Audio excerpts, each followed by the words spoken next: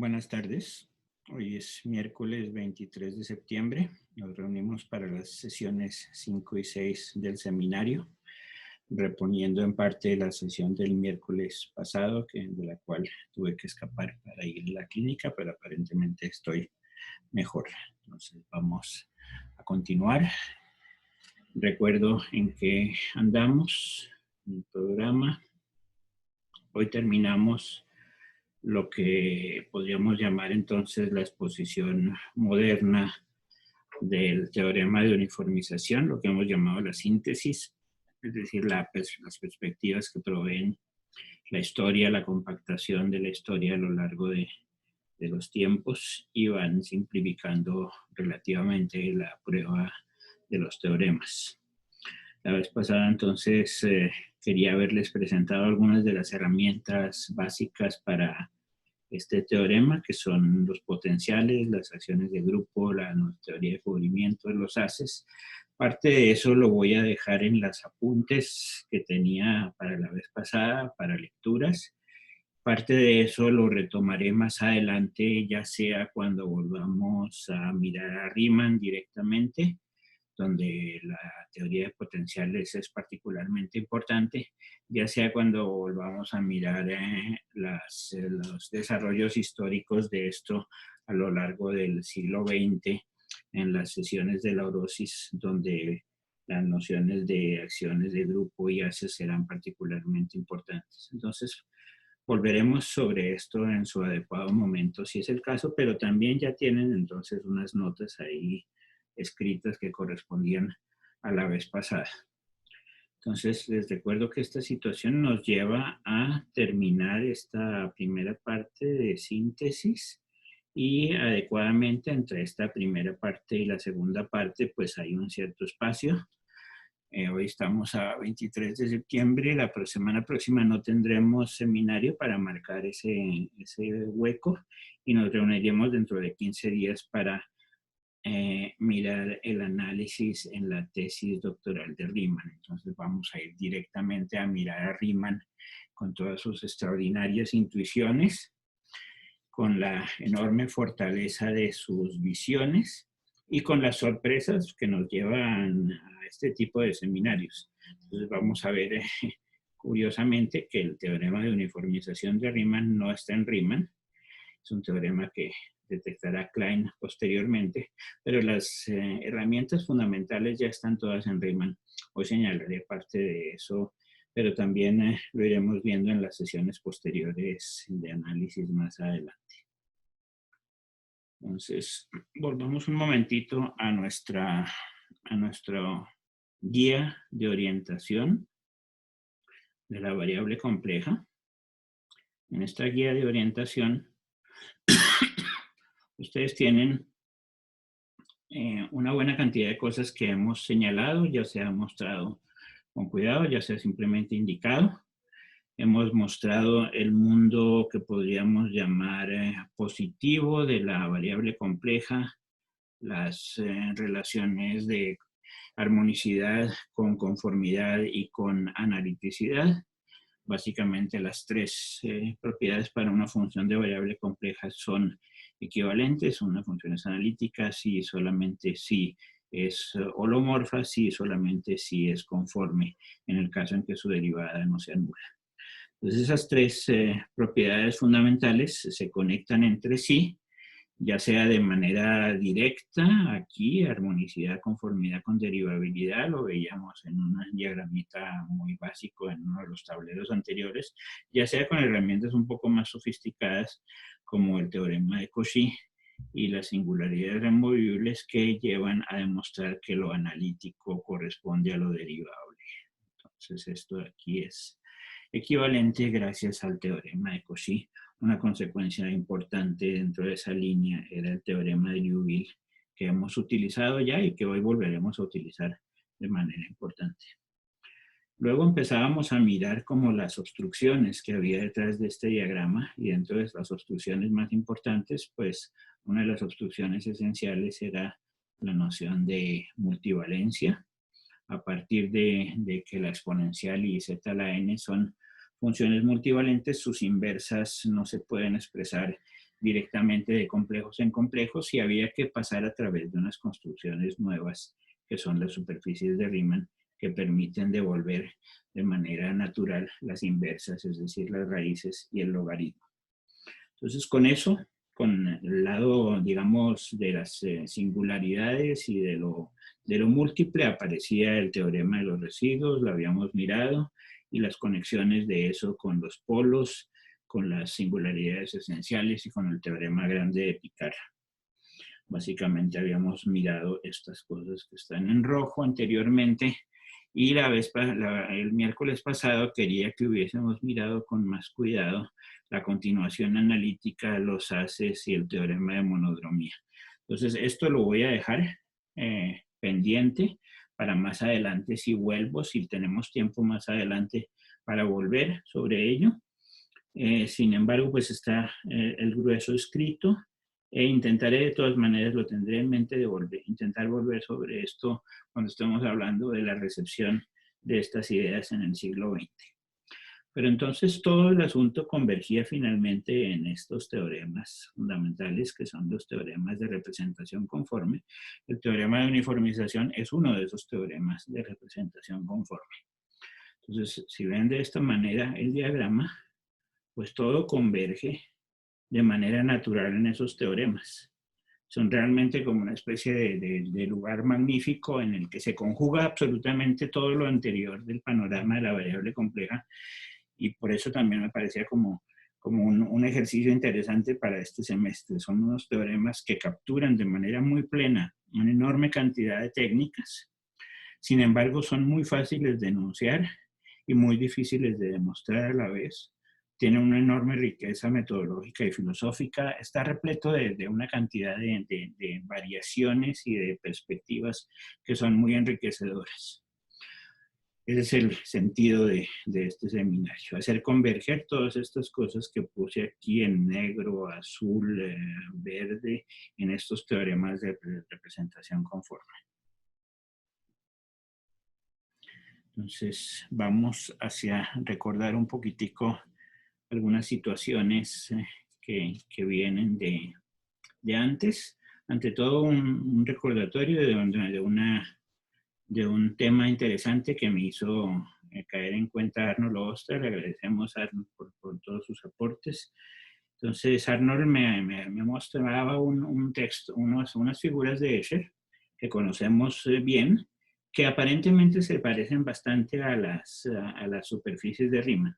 Por ejemplo, este famoso grabado, esta galería en la cual pues una persona está en la galería mirando, y si la galería poco a poco se transforma en el mundo y el mundo se transforma en el personaje, hay una especie de iteración y de autorreferencia fundamental dentro de este tipo de diagramas a la Escher, y uno los ve localmente. Si lo ven localmente, pues localmente en cada fragmento del dibujo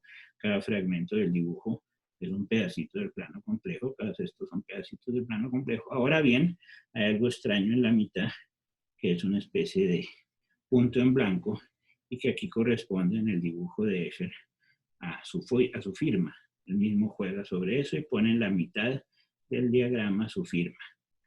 Entonces, le hacían caer en cuenta a Escher que estos podría parecerse a una superficie de Riemann, porque como lo vemos localmente se parece. Sin embargo, hay algo raro en ese punto azul ahí en la mitad.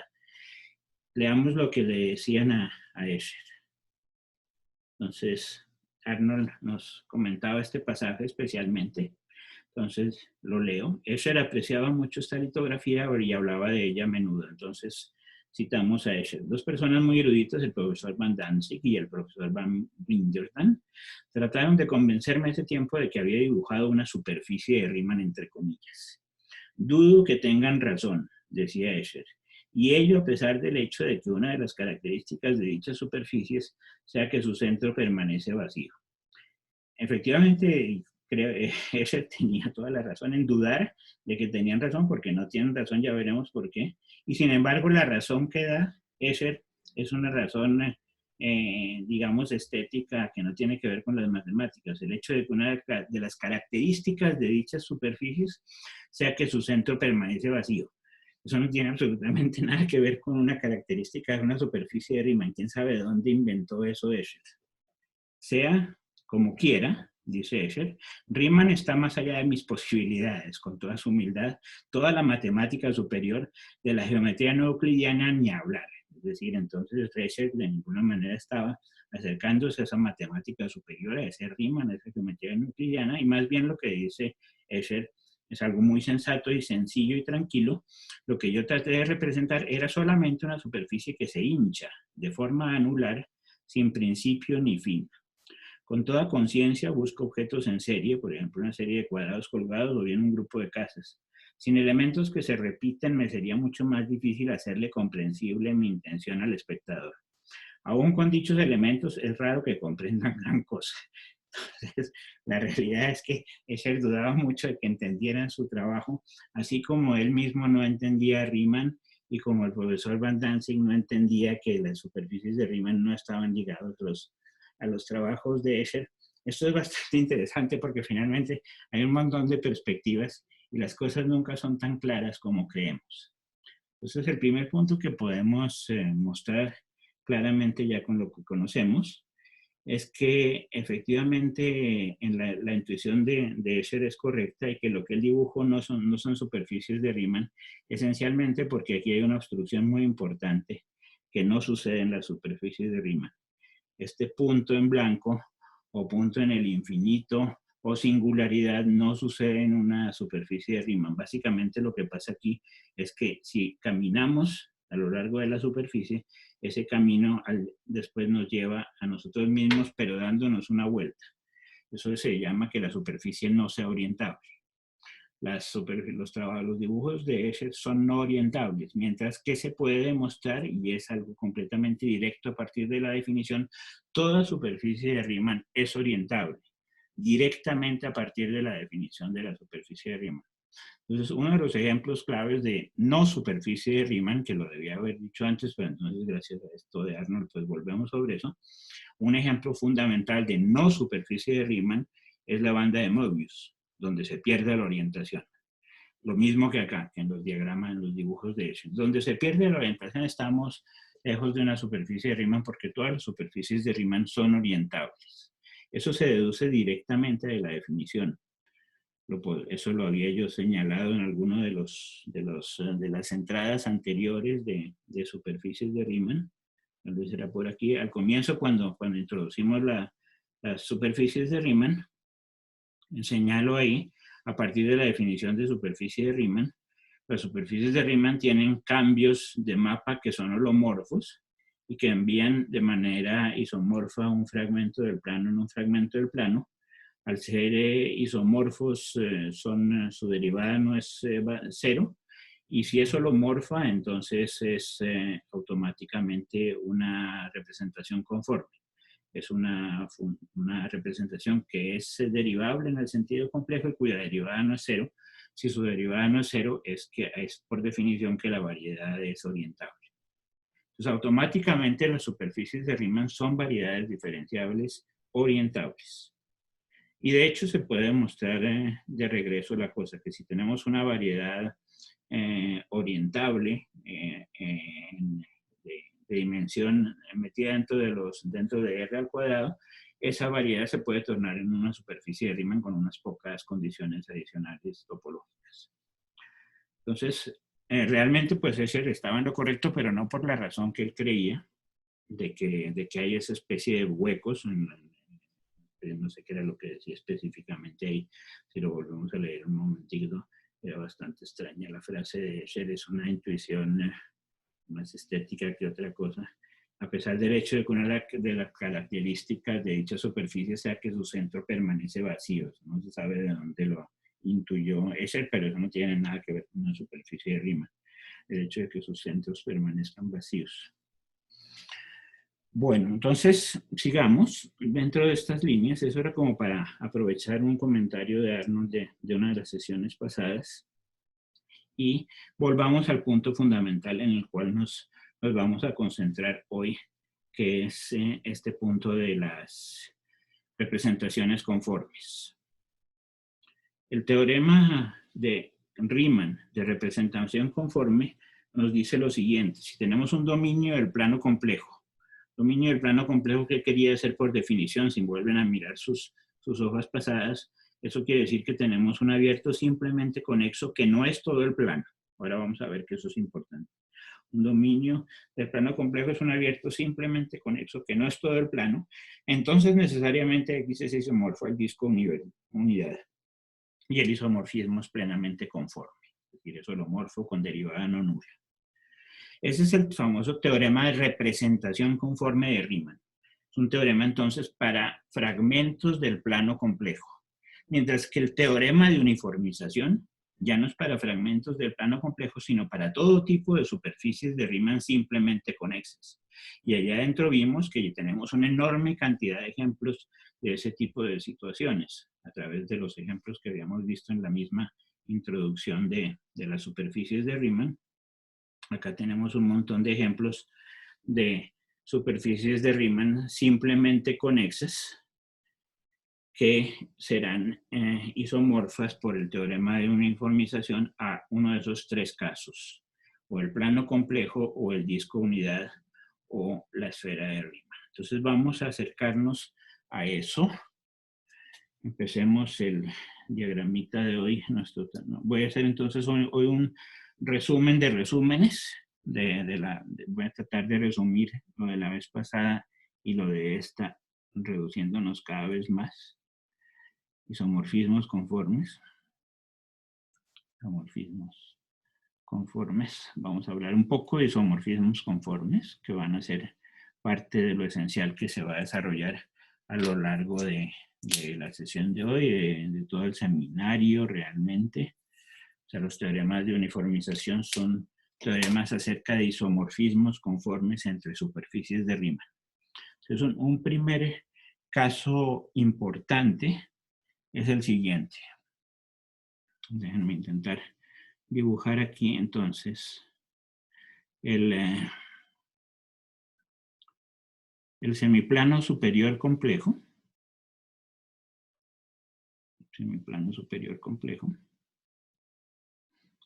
Se llama entonces el semiplano de Poincaré, H. Lo hemos visto aparecer ya varias veces. Se define por la parte imaginaria de Z estrictamente mayor que 0.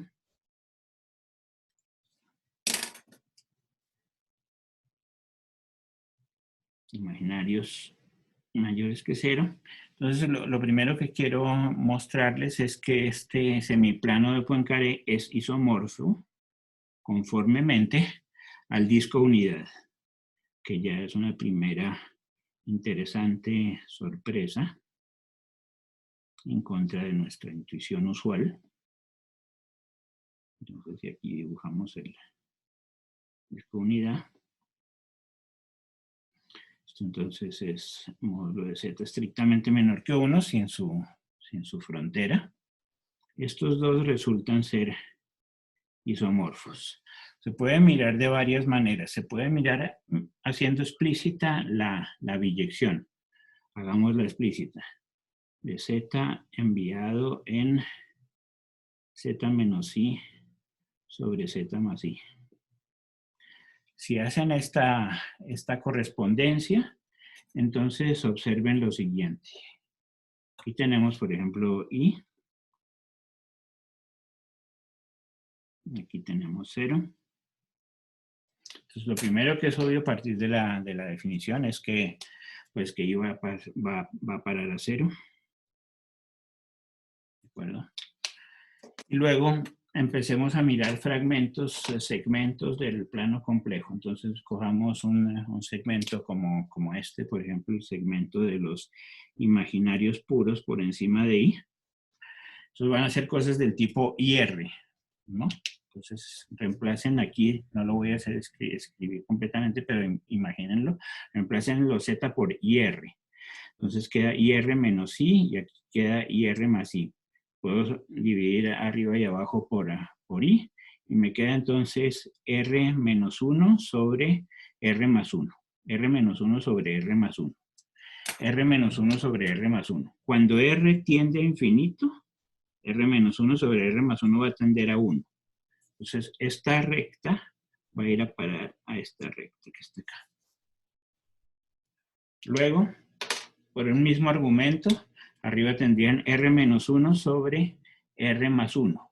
Cuando R tiende a 0, y se sitúan por aquí en este fragmento, cuando R tiende a 0, entonces van a tener R menos 1 sobre R más 1. Cuando R tiende a 0, eso va a tender a menos 1 y vamos a estar recubriendo este fragmento del disco.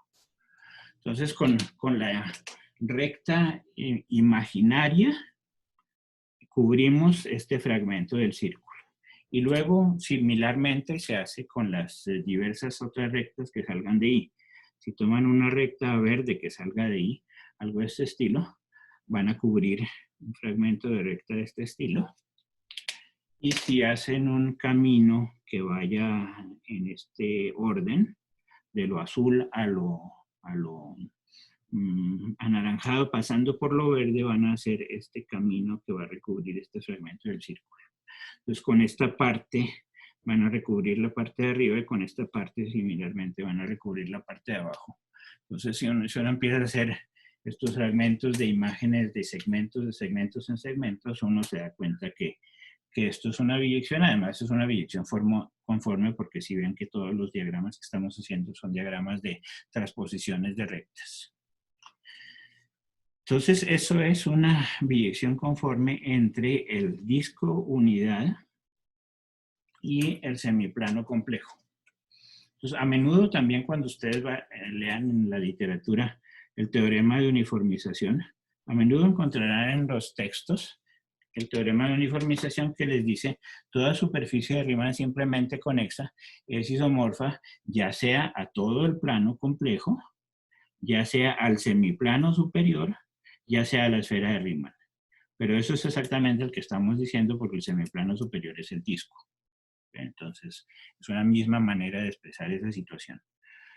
Esta es una manera, digamos, explícita de hacerlo, y además tienen también su explícita inversa. Si quieren hacer el cálculo explícito, se puede hacer el cálculo explícito y les da I1 más W sobre 1 menos W. Esta es la inversa explícita de esa función. Se hacen los cálculos, pues obtienen cosas muy bonitas allá adentro. Entre otras, estos envíos de rectas en rectas. Ahora bien, eso es, digamos, el cálculo explícito, mirando pedazos analíticamente. Ahora bien, una cosa muy típica de las superficies de Riemann es que hay un juego siempre táctil. Ya lo vimos con algunos de las magníficas representaciones que hubo en el siglo XIX, comienzos del siglo XX, en la escuela de Brill, ¿no? Las representaciones tridimensionales en yeso de superficies de Riemann. Pero aquí también se puede hacer algo similar. Para mostrar que este es isomorfo a este, partamos del disco unidad y hagamos lo primero. Primero, inflen el disco unidad. Inflenlo y conviértanlo como una especie de semiesfera arriba. Entonces les queda algo similar a esto. Esta parte de arriba de la lupa. Entonces aquí tienen una lupa. Si ustedes despichan esto, pues tienen el disco unidad. Si lo amplían un poquito hacia arriba, si lo inflan, pues tienen esta lupa. Ahora observen esa lupa y compárenla con un fragmento de plano como este. Entonces toman ahí el fragmento de plano, comparan estas dos cosas. Afirmación. Lo que teníamos ahí espichado es correspondiente a esto, y eso corresponde al semiplano complejo. ¿Por qué? Porque básicamente lo que se hace es coger un punto, por ejemplo aquí, este punto, que va a ser nuestro punto de proyección. A partir de ese punto de proyección, si ustedes se pegan hacia arriba, muy cerquita de ese punto de proyección hacia arriba, les van a quedar unas rectas que van muy altas hacia arriba y que van a cubrir entonces la parte de arriba de este plano.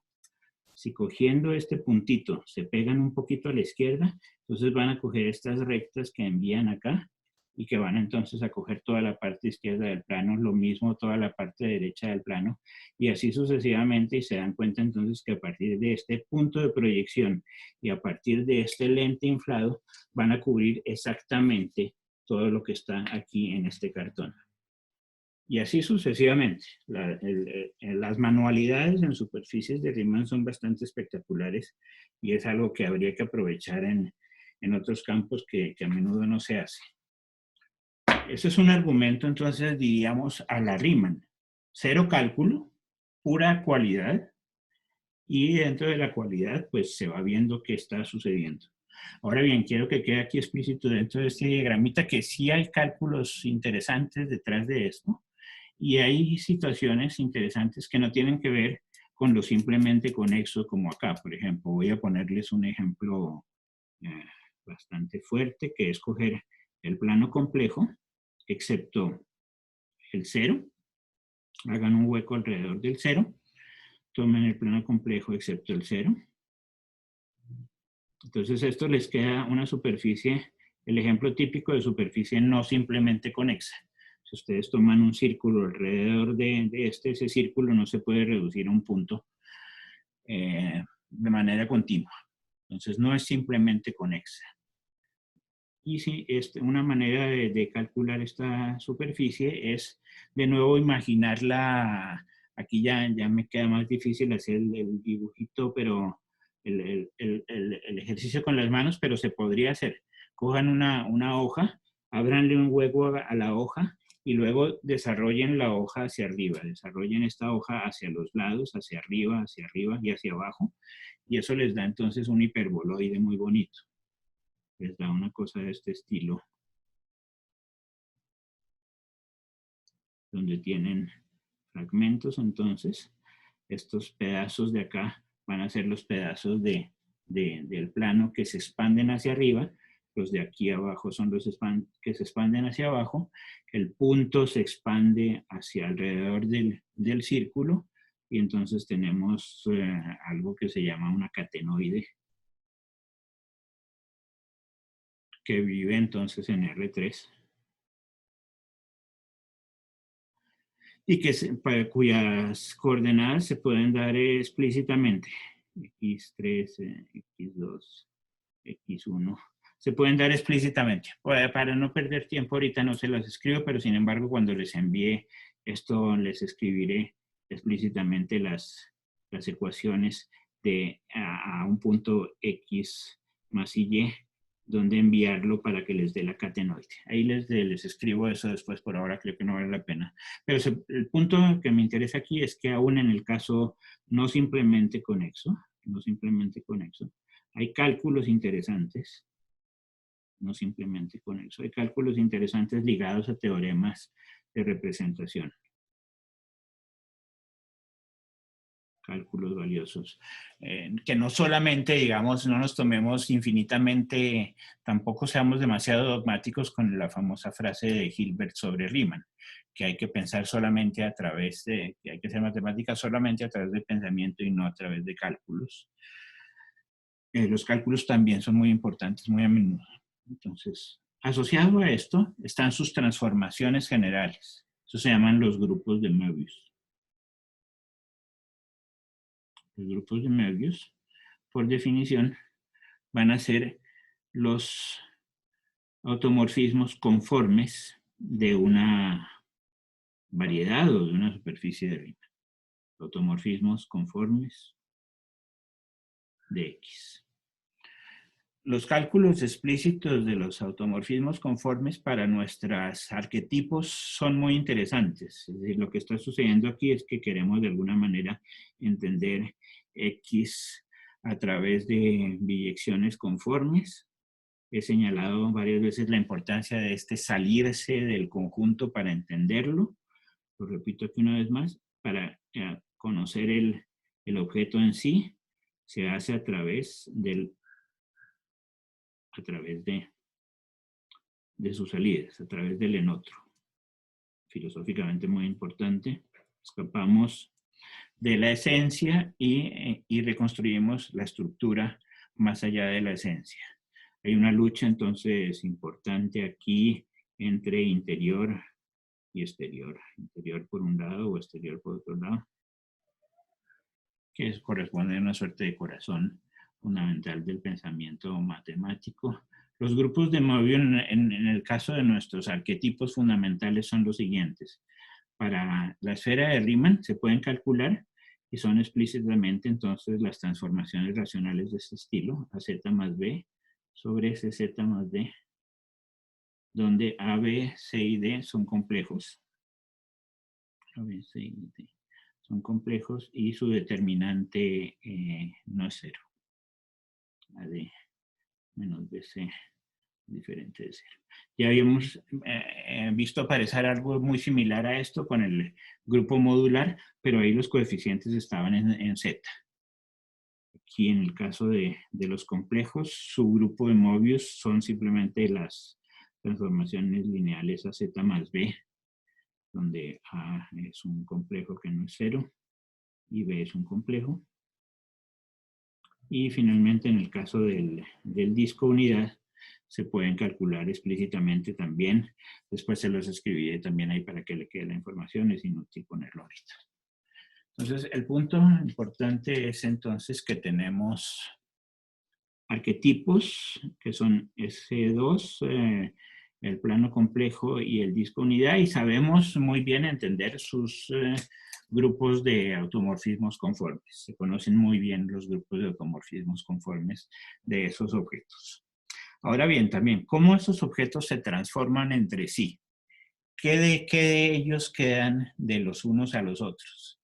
Entonces, si estos tres van a ser nuestros arquetipos, en el teorema de uniformización, realmente hay algo aún más impresionante aún, es que S2 es el gran arquetipo general y a partir de S2 surgen los otros de maneras bastante naturales. Lo expreso de la siguiente manera. Si a partir de S2 le quitan un punto, si a S2 le quitan un punto, estamos entonces en esta situación. Tenemos la esfera de Riemann, le quitan un punto, eso ya lo conocemos bien, eso nos da el plano complejo. Esto es isomorfo al plano complejo, ya lo hemos visto varias veces. Entonces, el plano complejo se obtiene a partir de quitarle un punto a la esfera de Riemann. Ahora bien, el disco también se puede obtener de una manera similar, que esto ya es bastante más sorprendente y es muy bonito. Si a S2 le quitan un fragmento, lo voy a escribir CD, que va a ser simplemente un fragmento de curva dentro de la esfera. Pongan que tienen la esfera y quitan, acá está su C, quitan, acá está su D, hacen una pequeña curva que vaya de C a D y le quitan esa pequeña curva a la esfera. Entonces, S2 menos una pequeña curva dentro de la esfera es isomorfa ¿a qué? Primero que todo, entonces, en vez de quitarle un punto, van a tener entonces el plano complejo, excepto la imagen que daba lugar a esta pequeña curva. Entonces va a ser todo el plano complejo excepto un pequeño intervalo.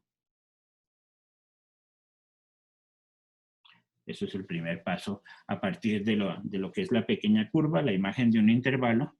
Ahora bien, transformar un intervalo es fácil a través de transformaciones dentro del plano complejo, simplemente por homotesias.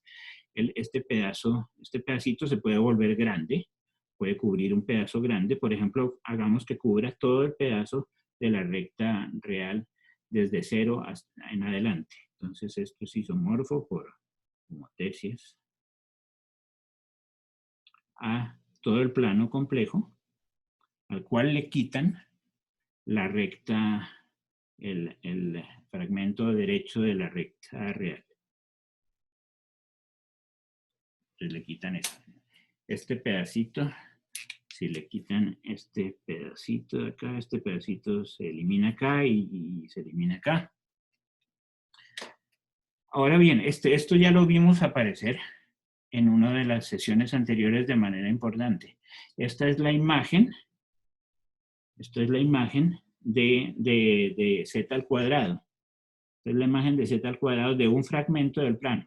Por lo tanto, esto es isomorfo bajo la raíz cuadrada de z al plano superior. Pueden escoger el plano, pueden escoger alguno de los 4 subsemiplanos. Pueden escoger el plano superior. Este fue el que hicimos, de hecho, al calcular cuando hicimos imágenes de lo que era la función raíz de z. Entonces, esto de aquí es isomorfo por la raíz de z semiplano de Poincaré, y por lo que acabamos de mostrar, el semiplano de Poincaré es isomorfo al disco unidad. Entonces, utilizando ya cosas bonitas como la raíz de z y homotecias y demás, todo lo que hacemos aquí son transformaciones conformes que nos envían en el disco unidad. Entonces, es lo que les señalaba en este momento. Si por alguna razón parten de este monstruo, que sería S2, la esfera de Riemann, y le quitan algunos fragmentos adecuados, le quitan un punto, llegan al plano complejo de manera conforme. Si le quitan todo un fragmento, llegan al disco unidad de manera conforme. Entonces, si sabemos manejar de alguna manera S2, las funciones holomorfas y meromorfas en S2, conoceremos mucho de las funciones holomorfas y meromorfas sobre el plano complejo y sobre el disco unidad. Este es un primer resultado importante de isomorfismos conformes. Por otro lado, hay otro hecho importante que corresponde a generalizar esta situación que acabo de dibujar aquí. Este semiplano de Poincaré es un semiplano no acotado y sin embargo se puede transformar por una representación conforme en un fragmento acotado del plano. Eso siempre se puede hacer también. Lo veremos más adelante en la prueba de Riemann. Hay una acotación fundamental que consiste en lo siguiente, que si ustedes tienen un dominio, digamos algo de este estilo, un dominio no acotado del plano complejo, dominio no acotado, contenido en el plano complejo, pero que además sea distinto del plano complejo, o sea, que le quede algo por fuera, dominio estrictamente contenido en el plano complejo. Entonces, por una traslación simplemente, una traslación adecuada, pueden mandar este punto en el 0, y entonces les queda algo de este estilo. Aquí les queda el punto, y esto baja y se corre, queda algo así. Pero ya sobre este universo pueden trabajar a través de la inversa, a través de 1 sobre z, escapando de 0, trabajan sobre 1 sobre z y envían este dominio no acotado en un fragmento acotado. Justamente las partes grandes se transforman en partes pequeñas gracias a 1 sobre z y recaen sobre un dominio acotado del plano complejo.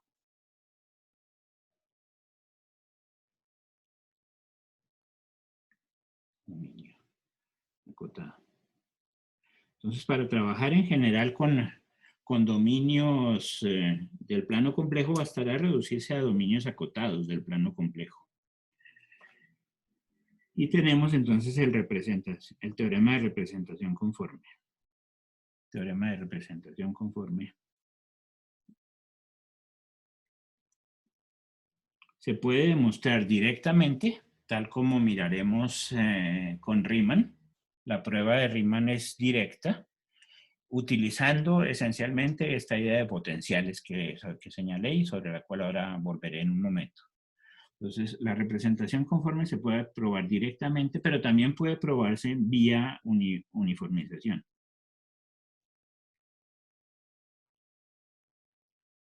Que es como una especie de círculo, ¿no? De regreso de la situación. Si tenemos un dominio estrictamente contenido en los complejos, ese dominio puede reducirse a un acotado y entonces por el teorema de uniformización, U tiene que ser isomorfo al disco. Dentro de las posibilidades que tenemos dentro del teorema de uniformización es que sea o el plano complejo o el disco viviendo dentro de C. Pero como se puede mirar desde un punto, se puede reducir al caso acotado, no puede ser todo el plano complejo, por lo tanto es el disco. Entonces, vía uniformización, uno tiene representación conforme. Esto no es que tenga ningún chiste matemático en particular interesante, simplemente es una conexión lógica entre estos dos teoremas fundamentales. Uniformización implica directamente el teorema de representación conforme. Ahora bien, es interesante que lo otro va a suceder también. El teorema de uniformización se va a demostrar en buena parte gracias al teorema de representación conforme. Hacia allá vamos. Entonces, déjenme continuar con mis diagramitas de hoy. Tablero 6, teorema de uniformización.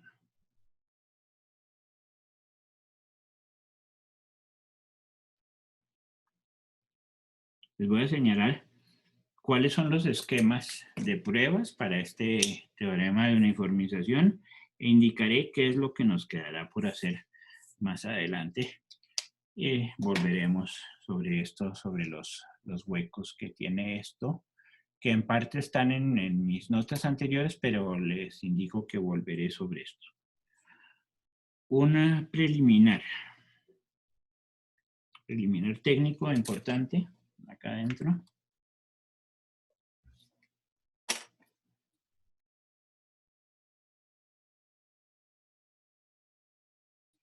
Preliminar es que en la variable compleja todas las funciones holomorfas que no sean triviales son abiertas. Eso se llama el teorema de la función abierta. Función abierta. Si tengo una función de omega en los complejos que sea holomorfa no constante,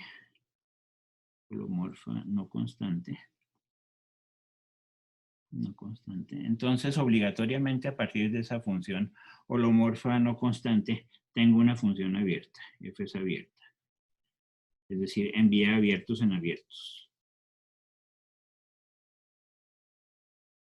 Lo contrario de continuo, ¿no? La función es continua, si la inversa envía abiertos en abiertos, la función es abierta si envía directamente abiertos en abiertos. Esto lo marco aquí para que tengan la información. Es una consecuencia de lo que se llaman los ceros aislados de las funciones holomorfas.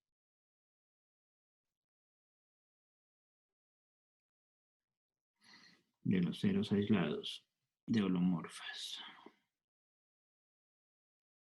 Cosa que no sucede para nada con la variable real, ¿no? Simplemente pues tomen cosas como la función valor absoluto, pues es el cero, no está para nada aislado. Cuando tienden a cero, pues se acercan a través de puntos cuya vecindad es cero en el límite. En cambio, esto no pasa con las funciones holomorfas. Es decir, si ustedes tienen un cero para la función holomorfa, aquí la función holomorfa, si ustedes tienen un cero para la función holomorfa, pueden asegurar que alrededor de ese punto no hay otros ceros para la función holomorfa. Todos los otros puntos están aislados. Los ceros están por acá, por acá, por acá, por acá. Son puntos aislados y todo cero puede meterse dentro de una pequeña vecindad que no tiene a los otros ceros. Gracias a eso, se puede mostrar, es cuestión de escribirlo con detalle, no toma más de 5 minutos, pero hay que escribirlo con cierto detalle, se puede mostrar que si tenemos entonces un punto en la imagen, f de z0, y aquí tenemos z0, entonces podemos encontrar una pequeña vecindad de z0 que no tiene otros ceros, la imagen de esa vecindad va a ser un pequeño abierto alrededor de f de z0 y entonces f va a enviar un abierto en un abierto.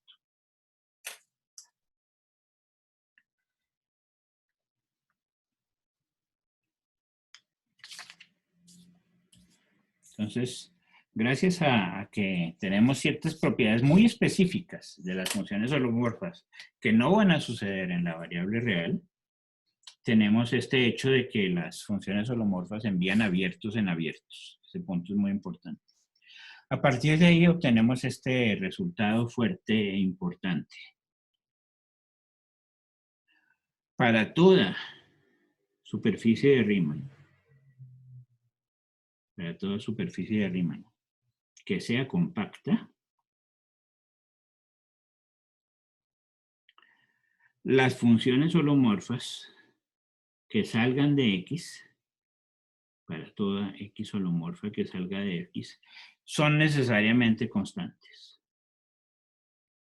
Es una suerte de teorema de Liouville generalizado para superficies de Riemann. Sobre las superficies de Riemann compactas, las holomorfas son necesariamente constantes. No puede ser de otra manera. ¿Cuál es el argumento? El argumento es muy sencillo desde un punto de vista topológico. Si no, supongan que no. Suponga que no fuese constante. Entonces, f de x, ¿qué sería? F de x, como no es constante, f sería una función holomorfa no constante, entonces f de x sería abierto. Envía abiertos en abiertos. Por un lado sería abierto. Y por otro lado, f de x es compacto. Puesto que x es compacto, su imagen por una continua es compacta. Obviamente, toda función holomorfa es continua. Si es derivable, pues es continua con mayor razón. Entonces, f de x es abierto y compacto. Pero entonces ustedes miran los abiertos y compactos de los complejos. La única manera de que algo sea abierto y compacto en los complejos es que sea o el vacío o todos los complejos. Pero no puede ser todos los complejos, ¿por qué? Porque si f de x fuesen todos los complejos, entonces f de x sería igual a c y c sería compacto. Por lo tanto, f de x tiene que ser vacío. No puede haber otra posibilidad. F de x es vacío. Pero si f es de vacío, entonces tenemos una contradicción. Puesto que f era una función. Entonces el argumento es muy sencillo. Gracias al teorema de la función abierta. Sobre las superficies de Riemann compactas, solo existen las constantes, no hay nada más. En cambio, y este es uno de los grandes resultados de Riemann, sobre el cual volveremos, gran teorema, merece llamarse, tener nombre y subrayarse fuertemente, el teorema de existencia de Riemann. Teorema de existencia de Riemann. Les va a decir lo siguiente. Para toda superficie de Riemann compacta y simplemente conexa, aquí no utilizamos simple conexidad, aquí es para toda superficie de Riemann compacta y simplemente conexa, en ese caso existe siempre una meromorfa en los complejos. Existe una meromorfa de X en los complejos que no sea trivial, no constante.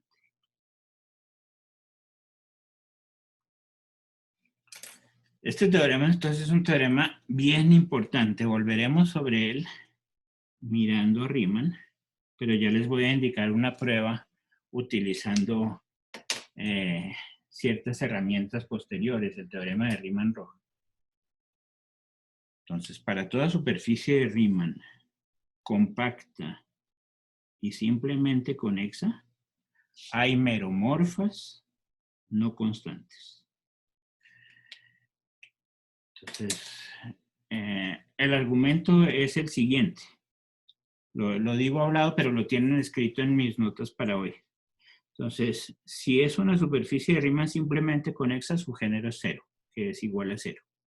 Entonces, recuerden que es el teorema de Riemann-Roch. Es n menos g más 1 igual a la dimensión de las meromorfas menos la dimensión de las holomorfas. Entonces, en el caso simplemente conexo, este g es igual a 0. Este n puedo tomarlo como quiera, entonces voy a tomarlo como n igual a 1, y eso me dice que estoy mirando entonces polos. Las singularidades de orden 1.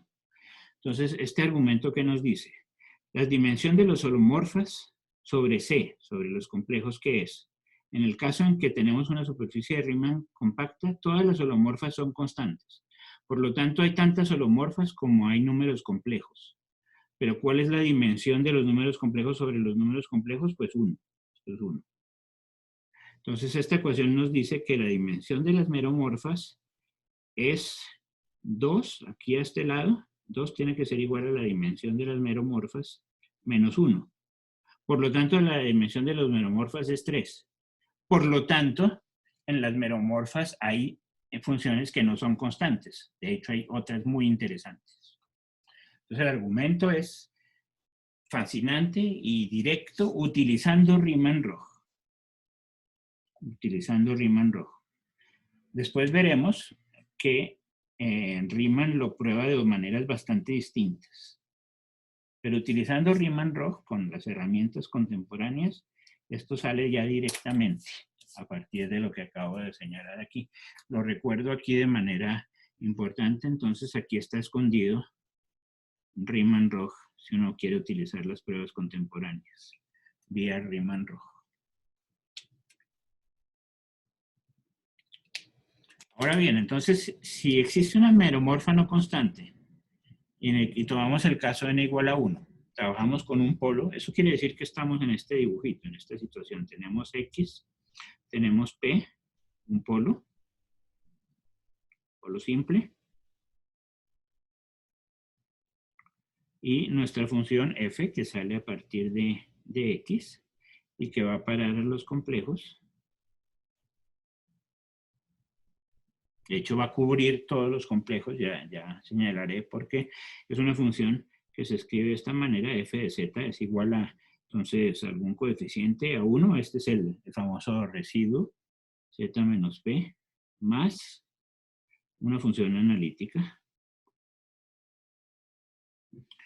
Entonces, eso fuerza a que f envía a x menos p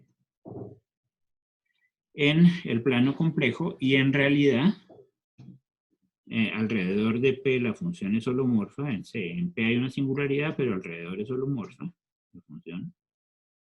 Y alrededor de P entonces F se convierte en una función holomorfa y F misma envía entonces X menos P en todo el plano complejo.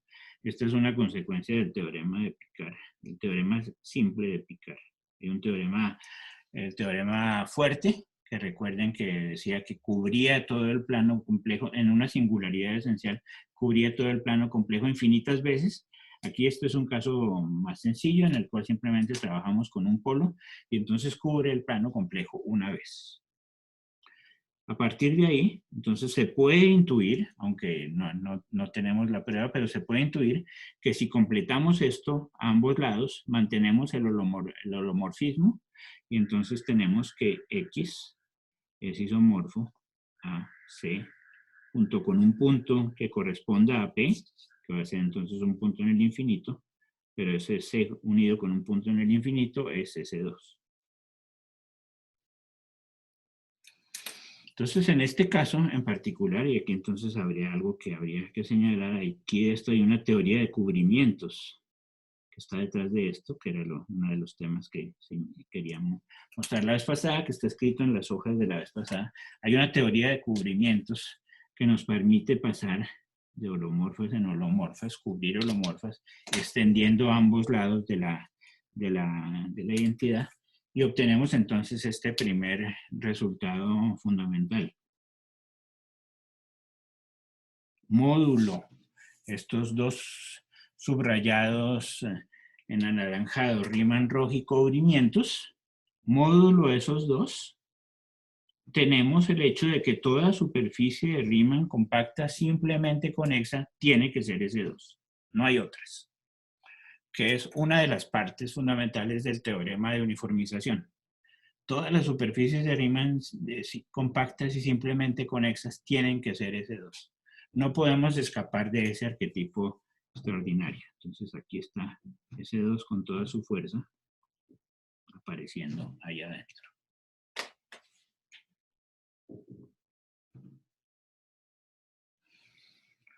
Entonces esa es la primera parte de lo que podríamos llamar los esquemas de pruebas del teorema de uniformización. Esto cubre el caso compacto. En general, si no es compacta, los argumentos son bastante distintos. Si no es compacto, estamos en un mundo en el cual la apertura aquí es fundamental. Este justamente sería un plano compacto porque no tenemos su frontera. Entonces hay que saber, tratar de entender de alguna manera el comportamiento de un ente con respecto a su frontera. Eso está ligado a algo que en análisis se llama el problema de Dirichlet. Entonces, preliminar. Preliminar para esta parte. Problema de Dirichlet.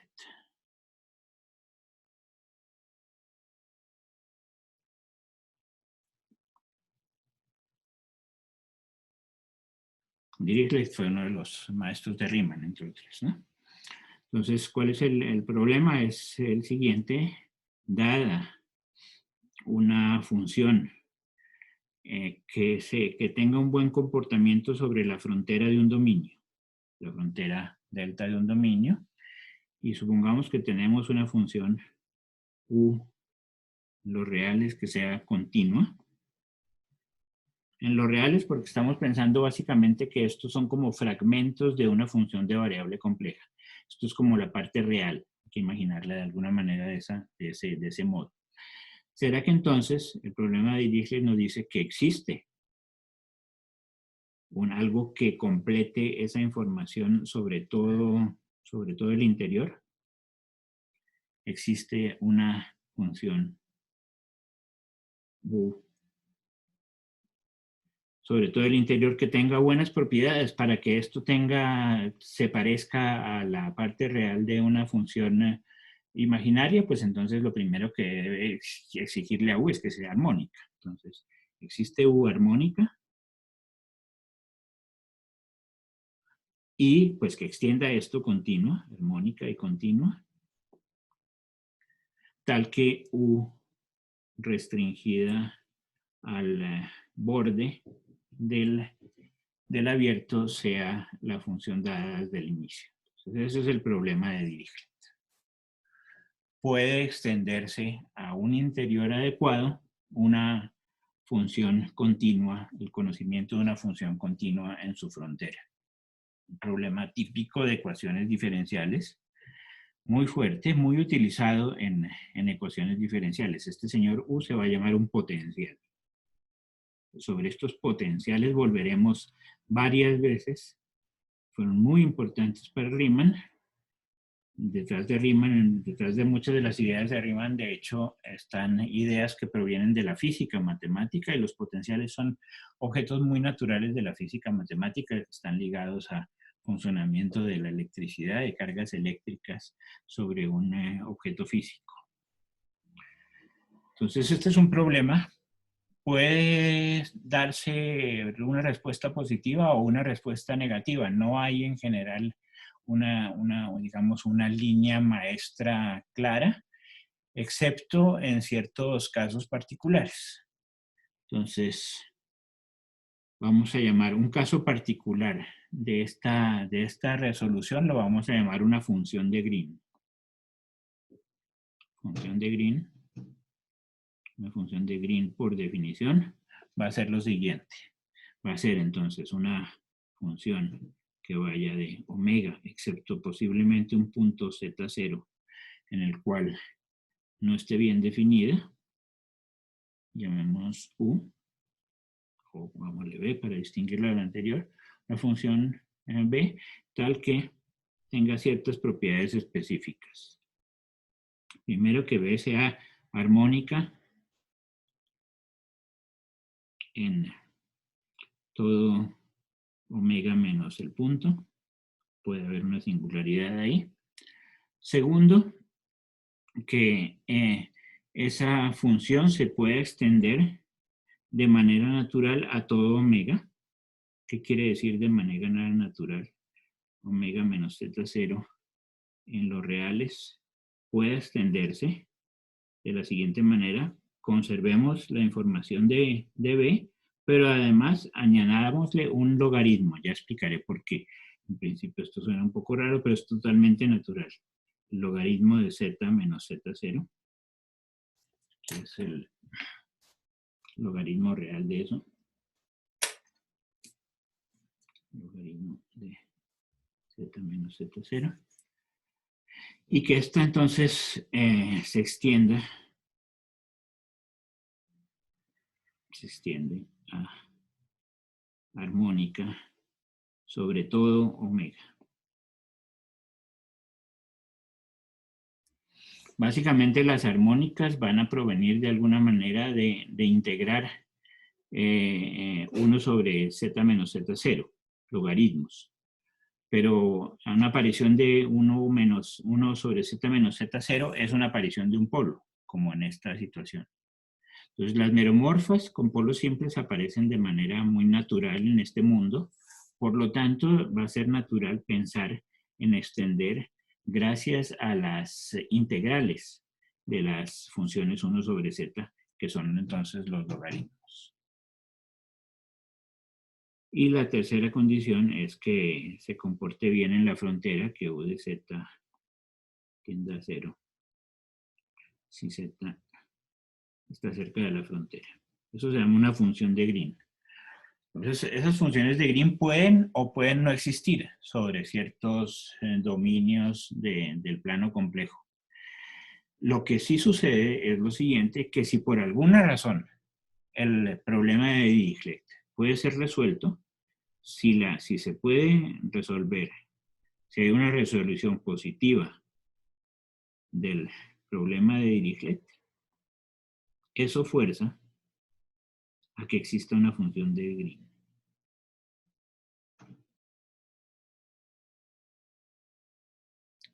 Existe una función de Green. Y en ese caso la función de Green va a tener buenas propiedades.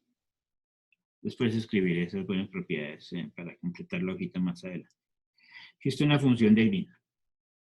Y se llega a la siguiente alternativa. Y aquí es donde ya donde aparecen todas las herramientas más potentes de toda esta línea de pensamiento. Si partimos de una X simplemente conexa arbitraria, simplemente conexa arbitraria, eso es género cero, entonces, ¿no? Una función, una superficie de Riemann simplemente conexa arbitraria. Entonces, va a haber dos posibilidades. Ya sea que exista una función de Green sobre X, existe X en R, una función de Green, y en ese caso, utilizando el teorema de representación conforme, aquí volveremos entonces en la próxima sesión, o sea, dentro de 15 días, el teorema de representación conforme, utilizando el teorema de representación conforme, se puede reducir el caso de la simplemente conexa al caso de la esfera, excepto un fragmento de ella. Eso va a tener que ver entonces con el manejo de potenciales eléctricos en la superficie. Pero esto de aquí, lo acabamos de demostrar, se demuestra por representación conforme como isomorfo al disco unidad. O sea, en el primer caso, en el caso en que exista una función de Green, cosa que no siempre va a existir, pero en el caso de la simplemente conexa sí va a existir, porque se va a resolver justamente positivamente el problema de Dirichlet en esos casos, va a existir la función de Green y vamos a poder tener esta primera alternativa. Y viceversa, en el caso en que no exista una función de Green, no existe X, una función de Green, ahí adentro, ahí sí directamente sin utilizar el teorema de representación conforme se va a llegar a dos casos directos, o que X es S2 excepto un punto y por lo tanto estamos en el plano complejo, o directamente X es S2. Ahí tendríamos cubiertos los tres casos posibles. Los tres arquetipos una vez más aparecen de manera fuerte aquí. Entonces, estos son algunos de los esquemas de pruebas del teorema de uniformización. Lo que pueden ver es que para el caso compacto, tenemos la prueba básicamente hecha dependiendo de Riemann-Roch y una teoría de cubrimientos. Y en el caso de general, ya no es así y depende más bien del problema de Dirichlet. El problema de Dirichlet que esté sucediendo allá adentro. Y esas van a ser las posibilidades y no va a haber otras. Entonces, este esquema, estos dos tableritos, muestran cómo se encadenan lógicamente las pruebas entre sí y qué es lo que hay que ver para completar las pruebas. Entonces, desde el punto de vista del análisis y del regreso a la historia, va a ser muy importante el entendimiento del problema de Dirichlet y de los potenciales dentro del problema de Dirichlet. Es porque esa es la razón, como la manera como Riemann demostró su teorema, y después eso siguió utilizándose a través de una simplificación del problema de Dirichlet, que eran las funciones de Green, y en ese caso se pueden hacer cierto tipo de alternativas. Esto es una tipología realmente, es una tipología que depende de la topología subyacente, ya hemos hablado de esto, de esta situación del tipo versus el topo en otras ocasiones. Déjenme, antes de terminar y llegar a sus comentarios o preguntas, déjenme comentarles brevemente las hojitas que teníamos en las sesiones pasadas. Entonces, ¿qué había pasado? Habíamos visto, les había hecho llegar esta hoja hace 15 días. Habíamos mirado estos dibujos y había señalado que había conexiones entre representación conforme y uniformización. Son esas que están ahí enmarcadas y que corresponden al diagramita que hice de una manera más explícita en la cuarta parte de mi tablero de hoy. Cómo representación conforme implica uniformización. La frase de Alford es particularmente importante. El teorema de uniformización consigue para superficies de Riemann lo que el teorema de representación conforme ofrece para regiones planas. O sea, acá hay algo bien interesante y bien importante, que es el núcleo y el corazón de todo el asunto es el teorema de representación conforme, que funciona para fragmentos del plano complejo, fragmentos que se comporten bien del plano complejo. Esos dominios que son simplemente conexos, abiertos y que no cubren todo el plano complejo. Teorema de representación conforme demuestra que cada uno de esos dominios del plano complejo son isomorfos al disco unidad. Ahora el teorema de uniformización salta a esa dimensión 2 y se extiende a cualquier tipo de dimensión. Y allá adentro el teorema de uniformización consigue para superficies de Riemann arbitrarias lo que el teorema de representación conforme ofrece para regiones planas. Entonces hay un ir y venir entre representación conforme y uniformización, que se explica mejor aún con el diagramita que les preparé para hoy, para el final de la situación de hoy. En este diagramita final se mira qué es lo que pasa desde el punto de vista de la adecuada repartición de los conceptos. Partimos de simplemente conexa. Nos preguntamos si es compacta o no es compacta. Si es compacta, nos vamos por el lado que les enuncié hoy en el tercer cuadrante del tablero de hoy. Todas las holomorfas tienen que ser constantes por el teorema de la función abierta y hay existencias de meromorfas no constantes por el teorema de Riemann-Roch y gracias a esas meromorfas no constantes llegamos a S2. Eso básicamente lo escribimos ahí de manera completa en el cuadrante, asumiendo Riemann-Roch.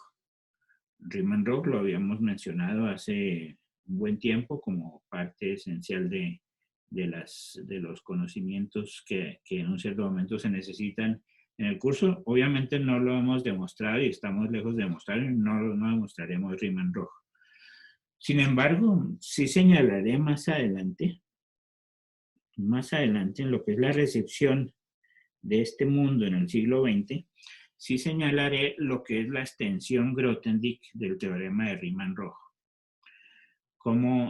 ¿Qué significa la extensión de Grothendieck del teorema de Riemann-Roch? ¿Qué es lo que utiliza ahí? Va a utilizar básicamente haces.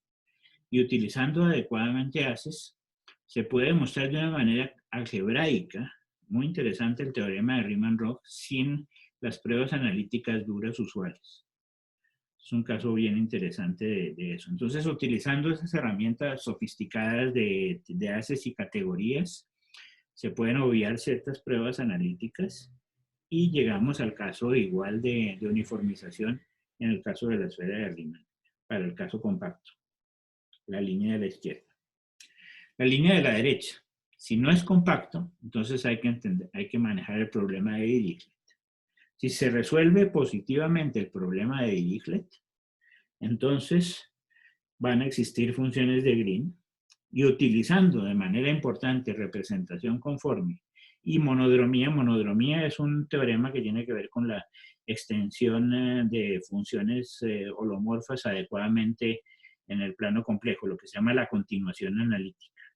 Entonces, observen algo aquí, detrás de monodromía, que es continuación analítica y haces, y detrás de Riemann-Roch están escondidos los haces.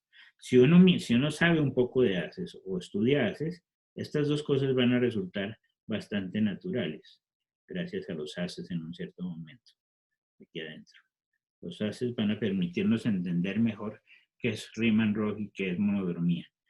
Eso pensaba explicárselo la vez pasada, la noción de haz. No lo voy a hacer porque pues la mayoría de ustedes de pronto ya lo conoce y los que no lo conozcan pues está escrito en mis notas, en mis apuntes y si es el caso y si es necesario volvemos sobre ello más adelante.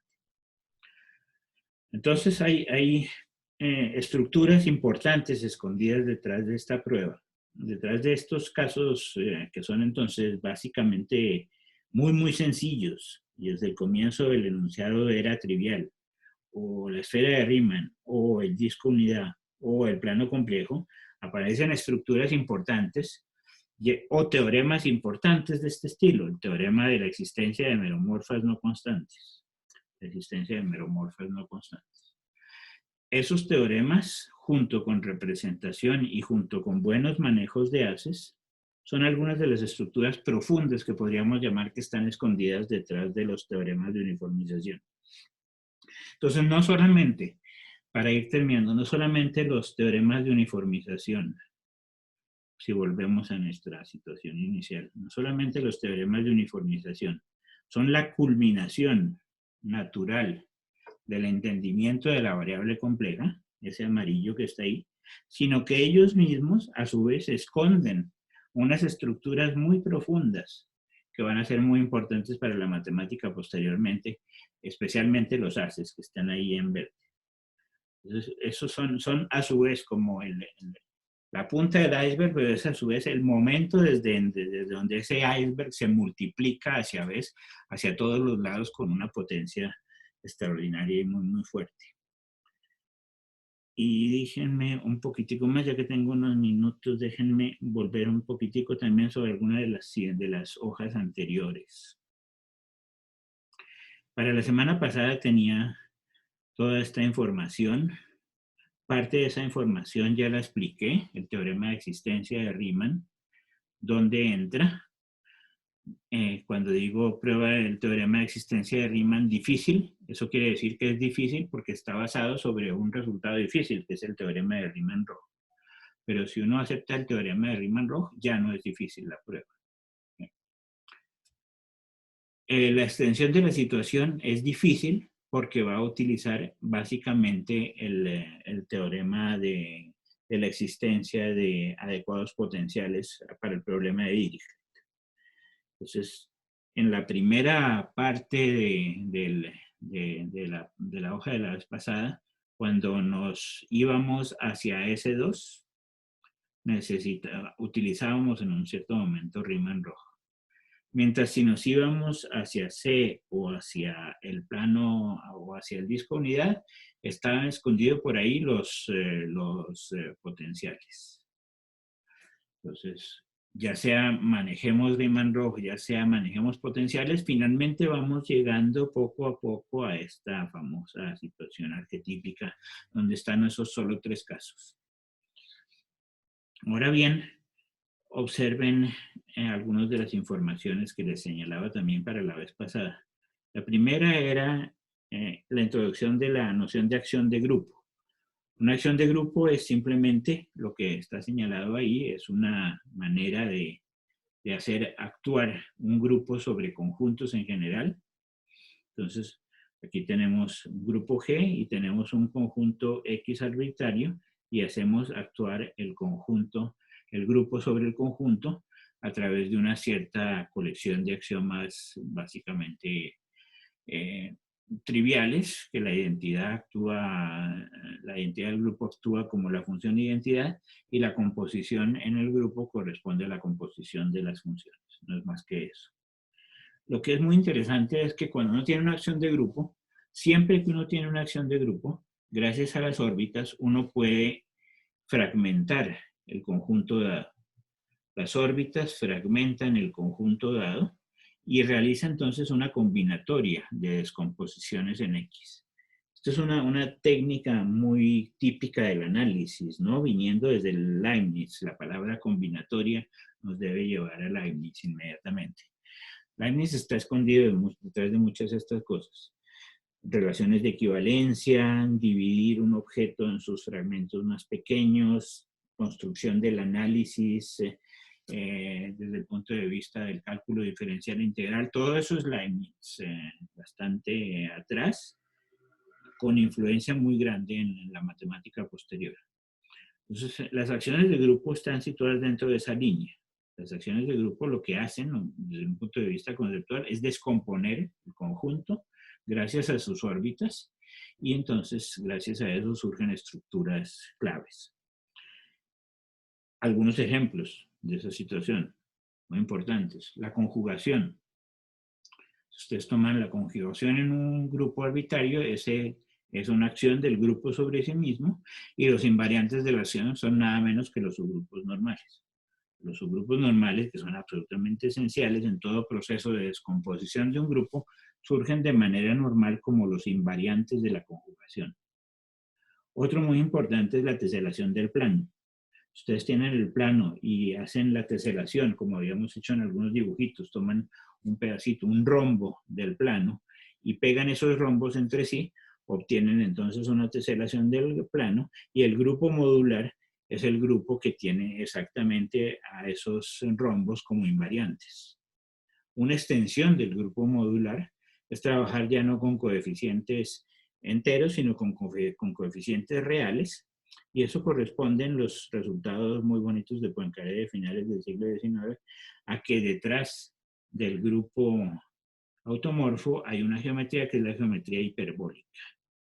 La geometría hiperbólica está ligada a la acción de ese grupo, mientras que la geometría euclidiana está asociada a la acción del grupo automorfo. Entonces, escondidos detrás de esto una vez más, y siempre apareciendo de manera muy, muy interesante y muy, muy fuerte, hay estructuras importantes de la matemática, o modos, en este caso es aún más fuerte, porque no es ni siquiera una estructura, sino es un modo de transformar las estructuras. Y esos modos de transformar las estructuras nos llevan poco a poco, entonces, a nuestros arquetipos fundamentales, porque los grupos de automorfismos conformes, que acabé de dibujarles en el primer diagrama de la sesión de hoy, esos grupos se pueden describir exactamente como variaciones del grupo modular. Esas variaciones eran estas que están aquí en esta parte superior del diagrama de hoy. Las variaciones del grupo modular, ya no con coeficientes en los enteros, sino con coeficientes en los complejos en general. Entonces ya sea tenemos unas variaciones completas o unas variaciones degeneradas que llamamos. La degeneración tiene que ver con procesos persianos interesantes que no vale el caso mencionar acá.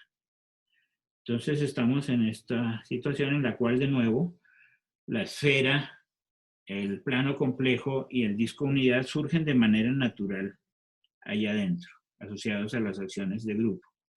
Y de manera también enteramente natural en el mundo de los cubrimientos, que es un cubrimiento. Un cubrimiento es algo muy, muy sencillo.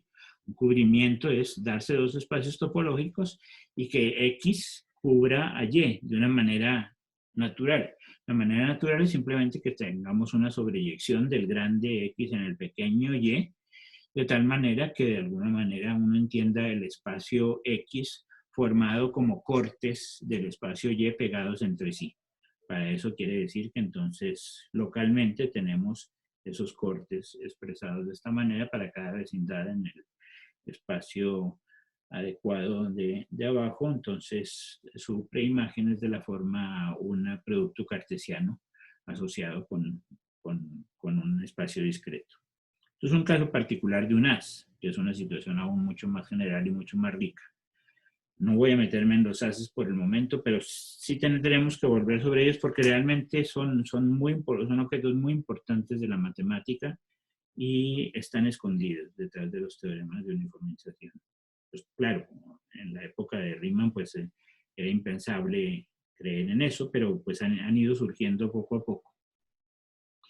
Y se puede demostrar entonces después que hay una noción universal de recubrimiento, y nuestros arquetipos surgen una vez más ahí. S2 resulta ser el recubrimiento universal de sí mismo. El plano complejo es el recubrimiento universal del toro. Ya hicimos eso en parte. Y el disco unidad, esto no lo hemos hecho y esto es un teorema importante, el disco unidad recubre a las superficies de Riemann compactas de géneros superiores. Volveremos sobre eso más adelante si es el caso, si puedo. No necesariamente volveré sobre eso, pero sí puedo volver sobre eso porque eso ya va más allá de lo simplemente conexo. Los espacios recubridores universales siempre son simplemente conexos y recubren fragmentos que pueden no ser simplemente conexos. Por ejemplo, los toros con huecos son no simplemente conexos y sin embargo van a estar recubiertos por el disco unidad, que va a ser un simplemente conexo. Entonces, la superficie universal recubridora siempre va a ser simplemente conexa.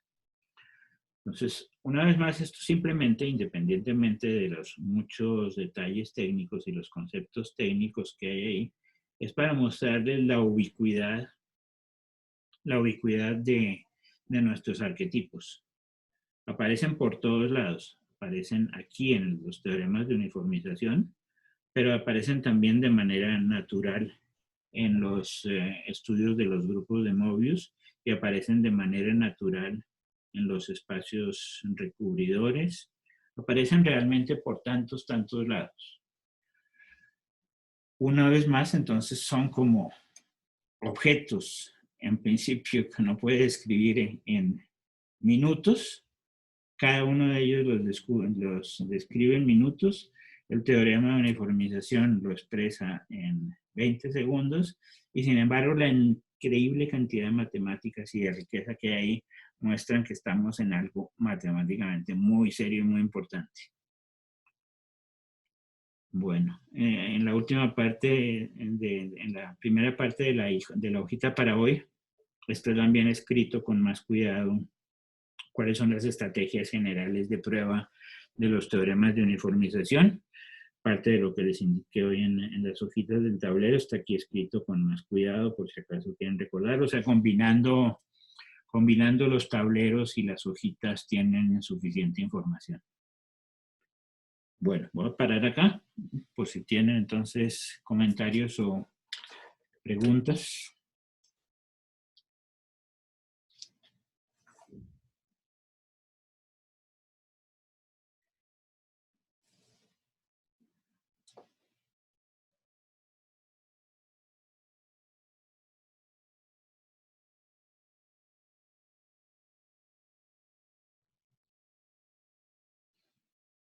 Sí, les oigo si tienen comentarios o preguntas o también en el chat si es el caso.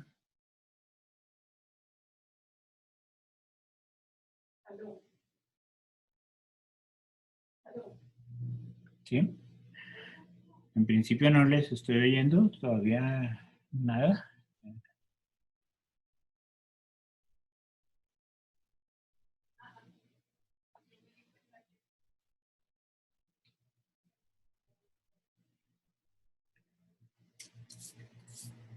¿Sí me oyen o que alguien hable para decir que sí, estamos en contacto?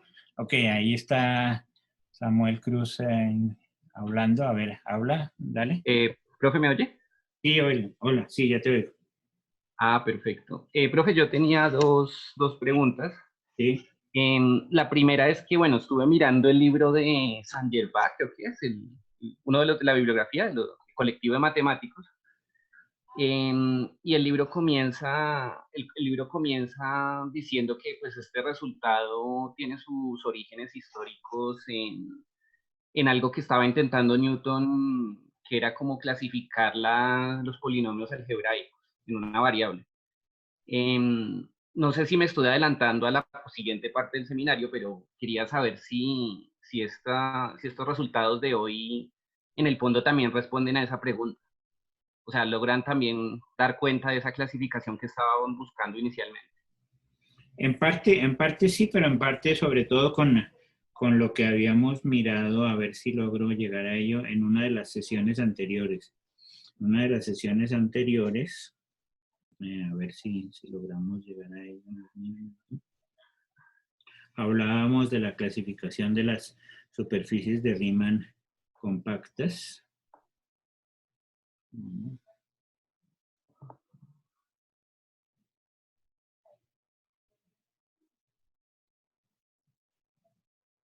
Acá está.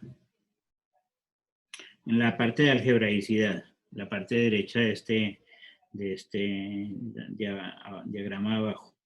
Las superficies de Riemann asociadas a curvas proyectivas algebraicas son una manera de hablar de estas superficies de Riemann compactas que acabamos de mencionar hoy. Hoy miramos en especial las superficies de Riemann compactas y simplemente conexas. Pero en general, las superficies de Riemann compactas corresponden a las superficies de Riemann de curvas proyectivas algebraicas.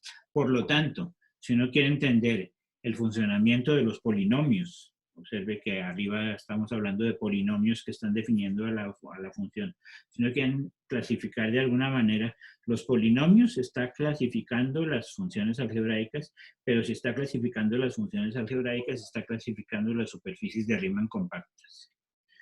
Entonces, efectivamente, si uno quiere mirar tan a lo lejos, pues en Riemann está respondiendo de una manera potente y nueva con nuevas herramientas de la matemática a ese problema de clasificación inicial de Newton.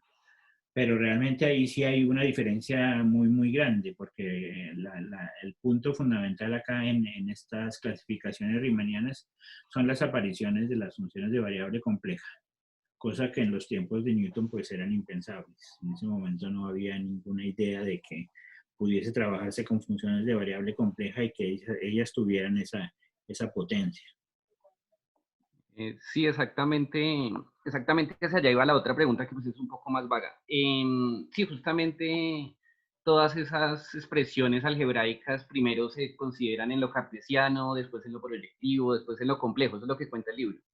¿De acuerdo? Eh, en principio, por ejemplo, algo entre comillas tan trivial como lo de grado 2, en lo cartesiano se puede demostrar que se descompone en lo hiperbólico, lo elíptico y lo parabólico. Y después cuando se pasa a lo proyectivo, como que ya no hay distinción. Simplemente todo es lo mismo, visto simplemente desde una óptica o sea, de cambios muy ligeros. Ahí no hay distinción entre eso. Entonces, por ejemplo, hoy en la sesión al final se veía que seguía apareciendo, no sé si de manera tan, bueno, o sea, sigue apareciendo lo elíptico, lo parabólico y lo hiperbólico. No sé si la pregunta tenga validez, pero al final no podrá pasar lo mismo, o sea, que esos arquetipos elípticos, parabólicos, hiperbólicos, así como lo proyectivo da cuenta de ellos y los unifica, no podría pasar en algún momento que también suceda algo o sea, suceda lo mismo con estos arquetipos hiperbólico, parabólico y elíptico. Sí, magnífico. Esa es una excelente pregunta y pues de hecho la respuesta está escondida en lo que indiqué hoy cuando decía que la esfera de Riemann era como realmente el arquetipo universal.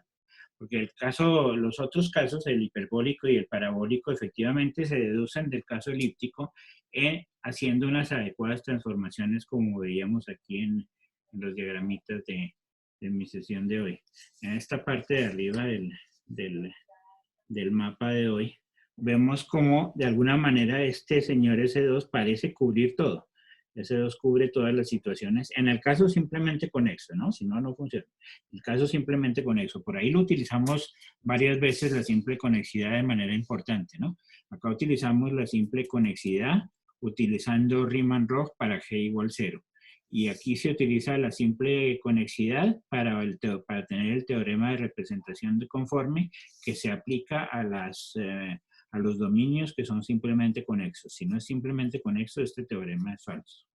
Entonces, para la simple conexidad, S2 es realmente una especie de gran proyectivo, de gran arquetipo universal. Pues si le quita un punto, estamos en C. Si le quita un fragmento de la esfera, estamos en el caso del disco unidad. Entonces, realmente este S2 sí parece ser como un monstruo que tiene toda la información en el caso simplemente conexo. Y uno lo ve acá en este diagrama final. Acá están nuestros tres casos. Es interesante que nuestros tres casos cubren todas las posibilidades, todas las tipologías, cuando se hace suficiente diferenciación.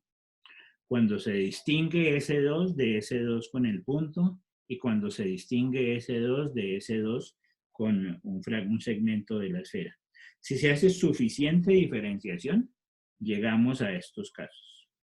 Pero S2 de alguna manera es el integral. Hay una integración y si se diferencian adecuadamente, nos vamos por este lado, o por este lado, o por este lado. Esto es un poco la línea del pensamiento de teoría de categorías también. Hay algo universal, hay un concepto universal que si se diferencia adecuadamente nos lleva a un camino o a otro camino o a otro tercer camino. Ese señor parece ser S2, efectivamente. Y eso nos da aún más fuerza para darnos cuenta de la maravilla que es ese objeto matemático.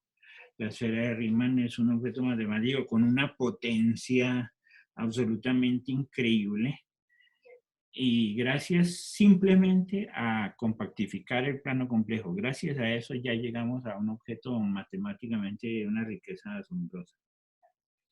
La respuesta a su inquietud, Cruz, es sí, desde un punto de vista metodológico y filosófico, S2 tiene toda la información. Desde un punto de vista matemático hay que ser más cuidadoso y hay que introducir las diferenciaciones y las diferenciaciones nos llevan a los tres casos, elíptico, hiperbólico y parabólico. Se llaman así por las geometrías escondidas, ¿no? Si recuerdan que eso ya lo habíamos hecho en una de las sesiones anteriores también. Las geometrías que están escondidas detrás de estos señores corresponden a acá, final, la parte de abajo de este tablero. Detrás del plano complejo, la única paralela es la geometría euclidiana, detrás del caso del disco unidad e infinitas paralelas, la geometría hiperbólica. Detrás de S2 está la geometría elíptica. Entonces acá vemos como si a S2 le quitas un punto, llegas a lo euclidiano y si a S2 le quitas 2 puntos, llegas a lo hiperbólico.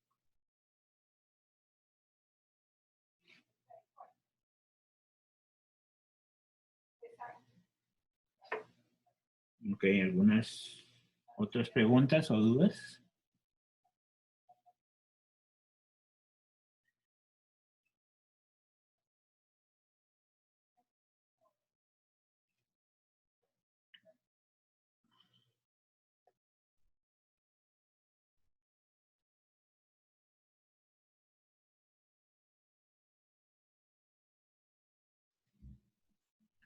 ¿Sí? ¿Hay más dudas o preguntas?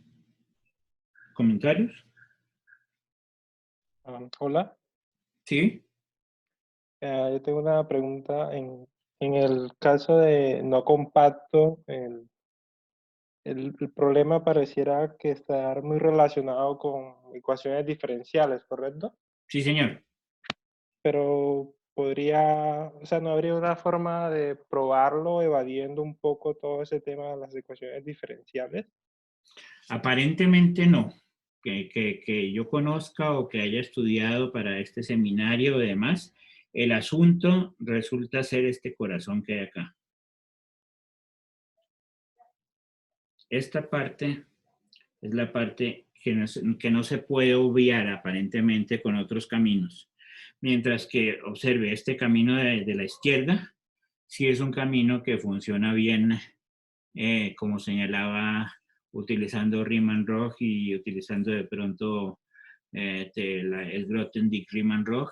Y por este lado de acá también se podría llegar a algo similar. Pero este corazón que está aquí escrito en azul, este que está aquí marcado en azul, este es particularmente importante. En este está particularmente involucrada esa idea fundamental de que hay un problema de minimización detrás de esta geometría. Y ese problema de minimización tiene que ver con el problema de Dirichlet.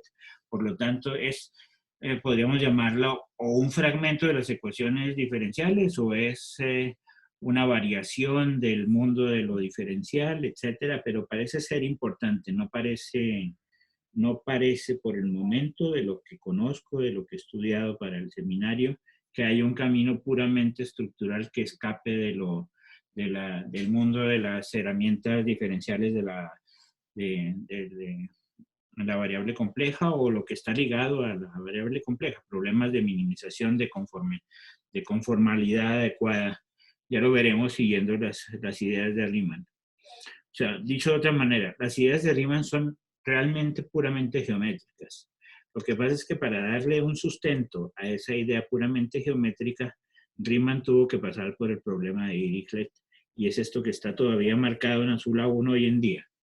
Aún hoy en día no he visto ninguna prueba que pueda escapar para el caso hiperbólico, que es el más delicado. Este es el caso más delicado. Para ese caso más delicado parece ser que hay que pasar por las ecuaciones diferenciales por el momento, de lo que yo sé. Que quede claro que no soy para nada un experto en estas cosas. Estoy estudiando con ustedes al mismo tiempo. Ok, gracias.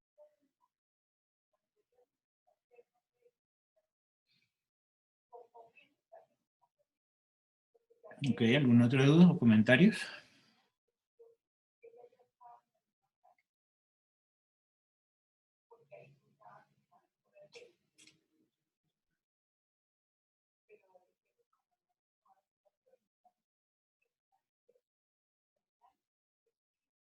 Ok, no oigo más comentarios, no veo escrito tampoco nada, entonces no sé, podemos ir terminando si es el caso.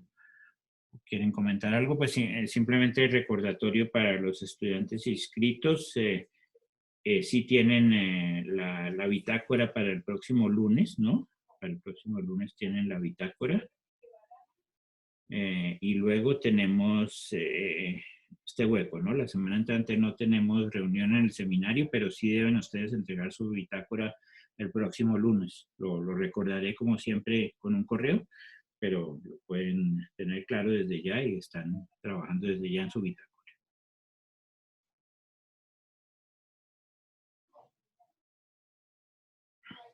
Bueno, si no es más, vamos cerrando por hoy entonces.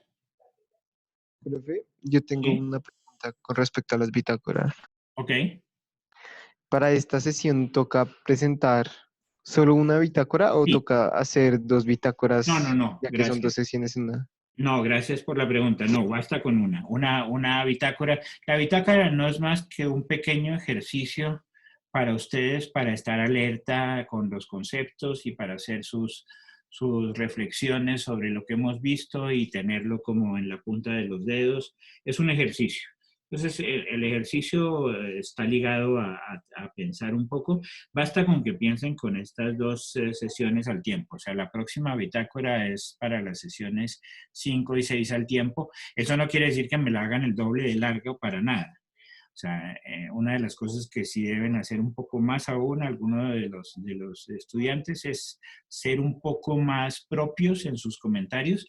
Entonces no hay necesidad de que es algo de lo que a menudo veo, que cogen mi diagrama y lo reescriben y lo dibujan a su manera, lo simplifican, etcétera. Está bien, eso es un trabajo bonito y valioso, pero básicamente no se trata tanto de eso. Bastaría con que, por ejemplo, simplemente se concentraran en este pedacito y reflexionaran sobre esto a lo largo de una página, ya eso es más que suficiente.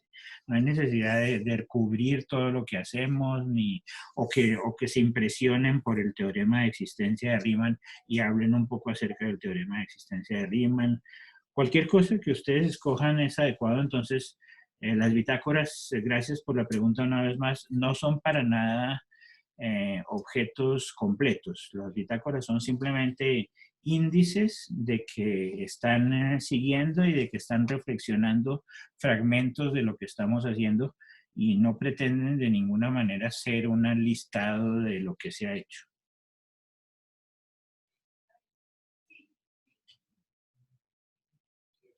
Muchas gracias, profe. Ok, gracias a ti por la pregunta y ahora sí nos vamos, ¿o alguna duda? No.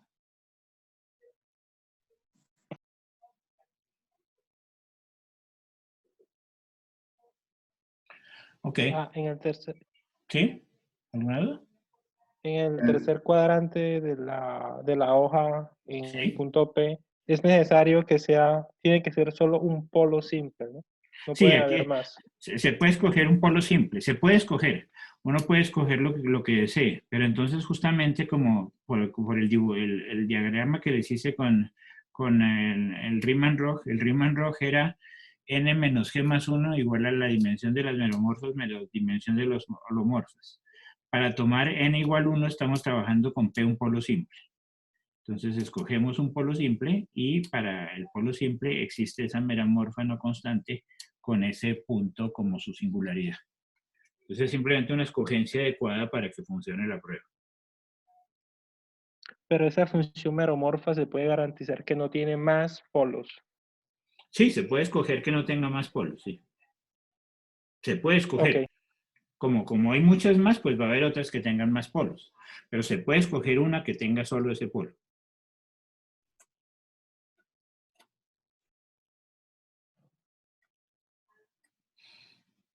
Bien.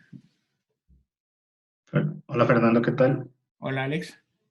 Bien, es que quería hacer un comentario que no es relativo a la discusión de hoy, pero es relacionado tal vez para gente que le pueda interesar. Ok. Y es que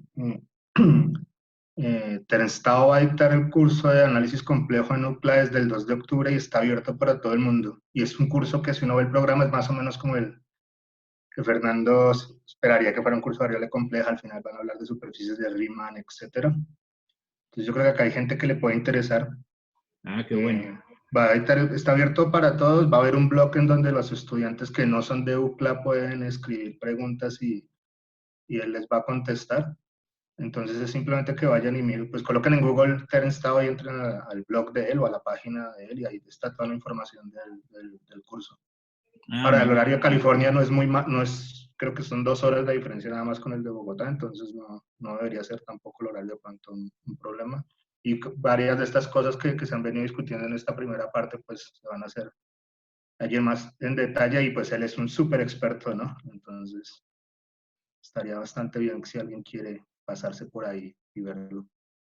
Buenísimo, excelente. Intentaré yo mismo ser alumno de Tao, veremos si existe el tiempo, pero sí, para los que tengan el tiempo, súper recomendado, pues Tao sabemos, aparte de que es un matemático de talla ultratosférica, es un grandísimo expositor, entonces seguramente su curso va a ser muy bueno y se aprenderá muchísimo con él. Muchísimas gracias, Alex. Fácil de buscarlo, como dijo Alex, van a la página de Terence Tao y ahí estará informado. Muy bien. Muchas gracias, Alex. Ok. Bueno, ahora sí, entonces, hasta la próxima vez, que es en 15 días, y los estudiantes bitácoras para este lunes. Hasta pronto.